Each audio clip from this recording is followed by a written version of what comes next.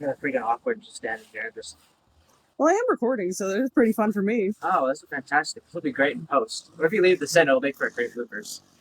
Anyways, with that intro, I guess I'm back.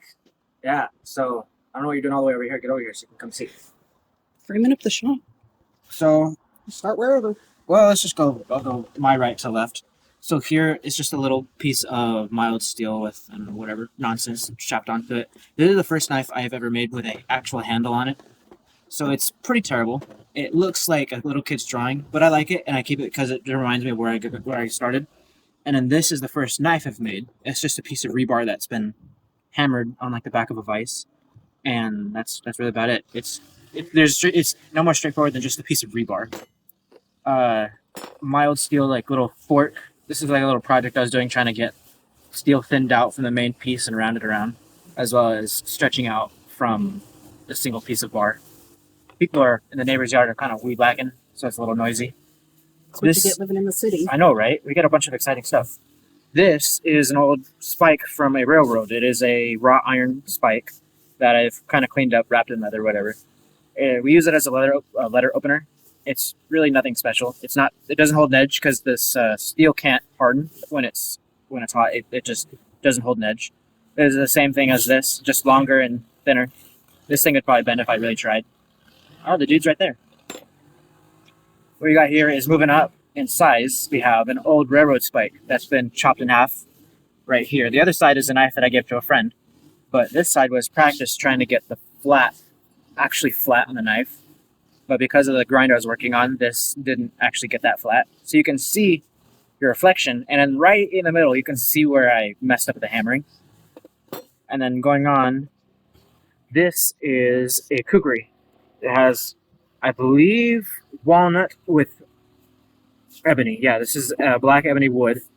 It is a 51200 type steel.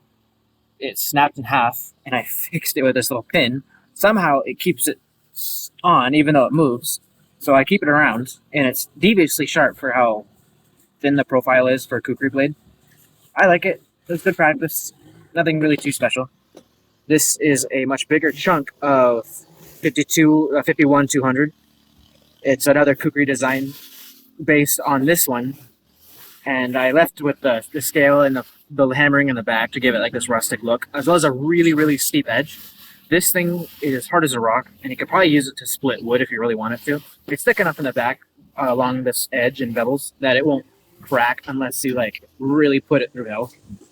The handle is a nice dyed blue and green, if I'm not wrong, maple. Though the spalting and the coloration on the wood isn't really very clear. It fits the blade. It looks It's old. called chatoyancy. It isn't buoyancy. That's a fancy word. Yeah, it's when it looks kind of 3D. Oh yeah, And the wood little graining. holographic kind of thing. Mm-hmm. That's It's called chatoyancy. Huh. Well, it's chatoyancy and this sucks, so it should get more. It should get more chatoyant. This is probably I forget what this is. I think this is just a random piece of. Oh no, I remember what this was. This is an old railroad tie from the railroad that's nearby our house. It's been stretched out, kind of sharpened along the edge. I made this as like a little fun piece called hog splitter. 3 brass pins going up the edge, so you can throw paracord through them if you want. I don't really freaking care. It's not anything special.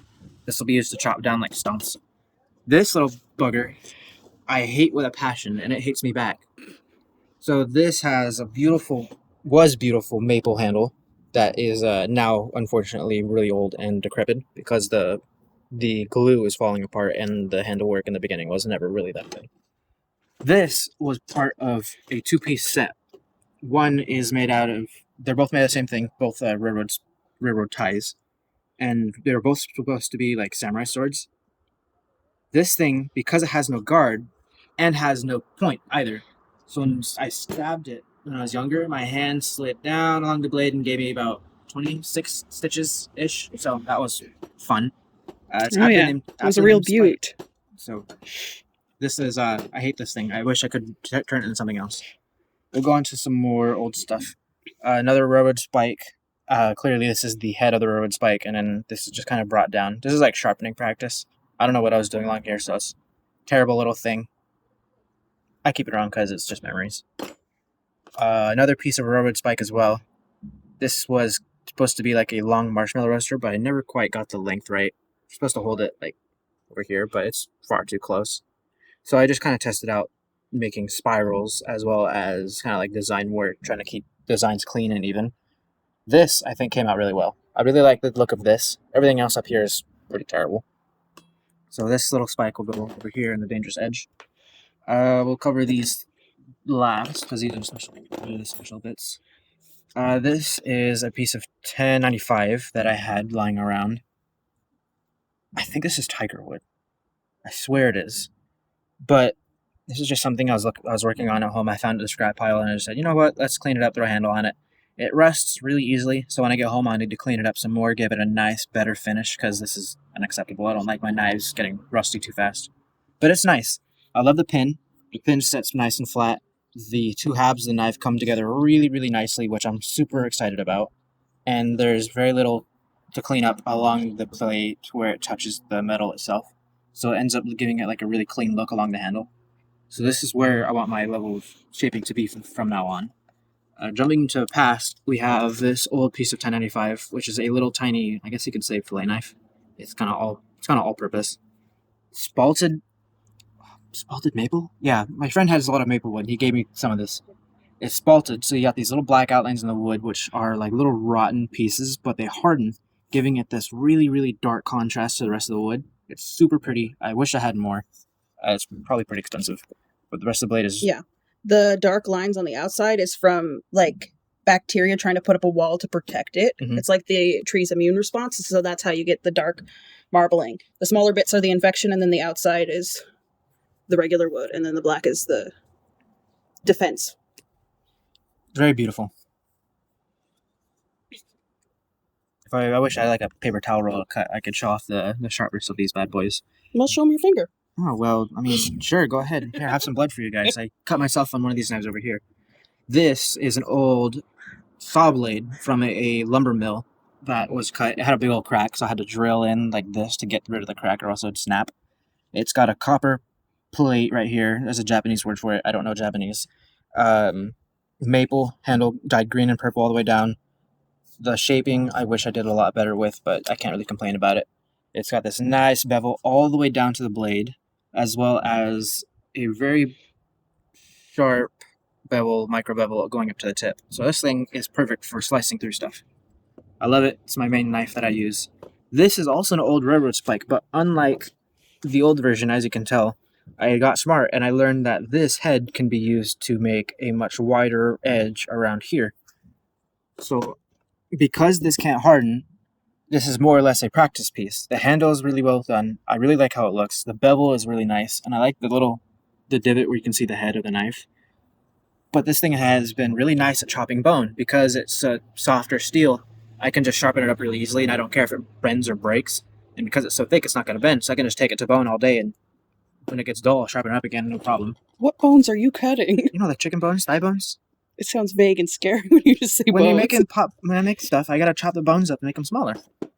You think I'm some sort of murderer? Sounds like it when you have a table of knives that you made. Fair enough.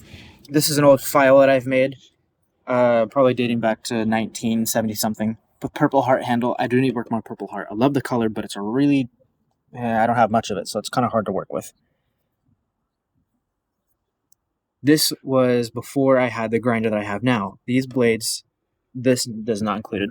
These blades that I'm pointing to have all been worked on with my new grinder, giving them much cleaner finishes compared to everything else. This is predating it, you can evidently tell. The blade has this big divot right here. It's really thin. The edge is not clean at all. So it's unfortunate, but it's the best I can do with what I have. And now moving on to the more exciting pieces. We'll start off with this, which are all part of the same piece of steel.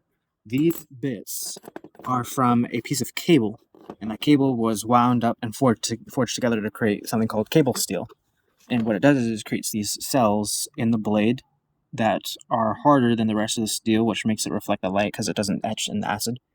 And so these three pieces are made out of it. You can see all the cells going down the material, and this one has rusted a lot. So this is basically trash. I should probably throw it away. It's pitting really bad. because the stable wasn't the highest quality, it's just bad steel. It's like metal spalding. Yeah, the metal spalding, except it's much worse. Now, so this I have here is I think it's about 2 pounds.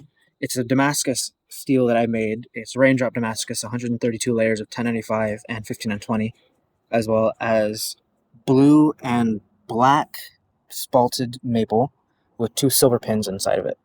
This is my favorite knife I've made so far. It's really big. It's not usable, but that coloration is just stunning. It does need to be cleaned. It's about 4 or 5 years old now, give or take a couple of months. It feels good. I do want to recreate it, give it a better handle, give it a better thickness, and taper down to the edge so I'm not wasting so much metal. The handle is absolutely gigantic. The amount of steel that's in this thing is ridiculous.